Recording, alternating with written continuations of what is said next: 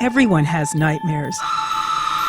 But for actors, they can take a very different form because their worst nightmares happen when they are wide awake. And I fly off the ramp and into the lap of a patron in the front row. All the lines went out of my head. You're missing your entrance. And I cold cock him in the jaw. He takes the chicken costume head off and makes his toupee stand straight up on his head. What I've been saying in Vietnamese translates to my hurts when I don't look at you.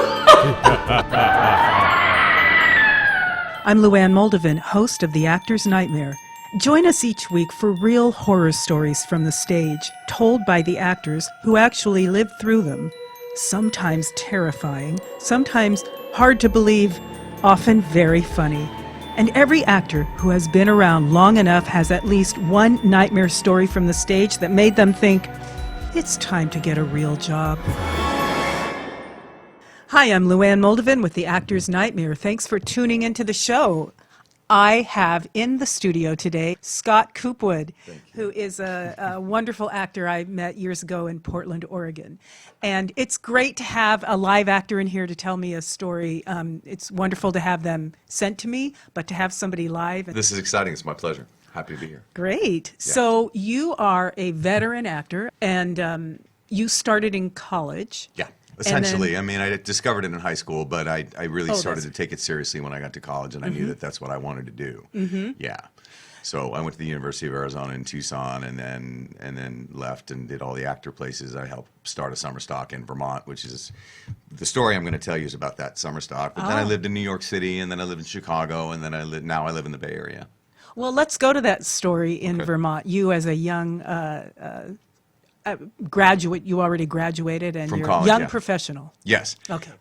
So we were working in a converted barn in upstate Vermont, very close to the Canadian border, and we were doing a play called Zastrozzi, Master Criminal of Europe by George Walker. And I played the crazy artist character named Varezzi, and he is killed in a sword fight about 13 minutes before the end of the play. But the play requires that he remain on stage in his state of demise until blackout, until curtain. So about 13 minutes of... Yeah, of being dead, just laying there, and that's okay. And that's what it called for, and that's what I'm here to do, is do my job. And it's a really great script if you ever get a chance to read it. But my experience that particular evening goes like this. So the show's going along great, everything's wonderful, and the sword fight happens, and nobody gets hurt. And I'm stabbed, and I die, and I'm on the ground, and I'm waiting just with my eyes closed, trying not to breathe, so nobody can see the rising and falling of my chest, because we're in a very intimate setting, 3/4 thrust with about 115 people, like, wrapped right around you. So intimate. So yes, and you're trying, like, you know, the good actor, I don't want to see them. Yeah, They'll look and I'm breathing. breathing, and then it's going to mess up the whole vibe for the, I got to be here 13 minutes, so I try to zen my breathing down to nothing. So I'm laying on the floor of the barn, the stage, and a couple of minutes into the period I have to remain deceased, and my eyes are closed, and I'm a good actor, so that's my job, is to remain deceased. And I feel on my left hand something crawl onto my left index finger. Oh, my God. It makes its way up to my first knuckle. It makes its way up to the back of my hand. It moves up my wrist and then up my forearm. And my heart rate is accelerating, but I'm not going to open my eyes because I do not want to give away the illusion that I am dead. Dead. So it moves up to my elbow, Oh, my gosh. and then it moves up my arm to my shoulder, and it continues to crawl. It moves across my shoulder, up to my neck, where it pauses, and I'm thinking, okay, you just need to stop at this point. You need to stop. And then it starts to move again, and it moves up my neck, and it moves onto my ear. It moves into my ear canal and goes inside. No. Yes. and I have still not opened my eyes, and I'm still not breathing. I'm still dead. But I am laying there on the floor thinking, what is in my ear? And if it's in there long enough, will it lay eggs of any kind? What does it want with me? And why did it go in my ear?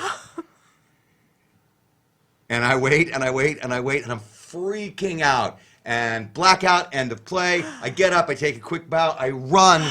I am immediately thinking, rubbing alcohol. We don't have any rub. What do you put? I can't put gasoline. I can't put any turpentine. No paint from the shop. What do I? Okay, we have a bottle of Jack Daniels.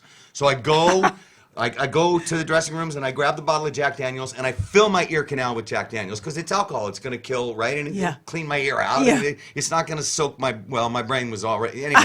So I wait. And everybody in the cast is gathered around, and they know now. And I'm like, is it, get it out. And I'm pounding on my head like you have swimmer's ear, and I can't get the, and I pour more alcohol in there, Jack Daniels, and they're like, stop, you gotta stop. And nothing happens, but I can't hear out of that ear. Oh my God. So it's as if I got off a plane and that side of my head didn't pop. So it's full of fluid now. And Jack whatever Daniels Tennessee whiskey, and whatever crawled into my ear. What if it lays eggs and burrows into my brain? And what if it's an earwig, or what if it's, anyway. I guess I had some more drinks, and I eventually calmed down enough to kind of just pass out. And when I woke up the next morning, I had kind of forgotten about it, and I sat up in my bed, and I was like, wow. And I felt a little bit, I'd had a few, because I was drinking off the bottle and then pouring in the ear and then drinking off the bottle. And I looked down at my pillow, and there was a spider all curled up dead about the size of a dime that had gotten out and laid to rest himself on my pillow. Okay, that's like a Stephen King meets, I don't know what, I need to go vomit now. Bravo to you for maintaining death on the stage no matter what. That's what we do, right? It's what we do. Right. The show must go on. Thanks so much for tuning into The Actor's Nightmare. We hope you enjoy listening to the podcast as much as we do producing it. If you have a story you'd like to share with The Actor's Nightmare, record it on the best gear you can find and upload it to us directly by going to theactorsnightmare.com/submissions. If we like it, we'll feature it on the show. And if you want to appear live in the studio here in Portland, send me an email to luann@theactorsnightmare.com, LOUANNE. We'll be putting up a new podcast each week, so be sure to subscribe and support the show by liking us on Facebook. This is Luann Moldovan. Thanks so much for listening. We'll see you next time on The Actor's Nightmare.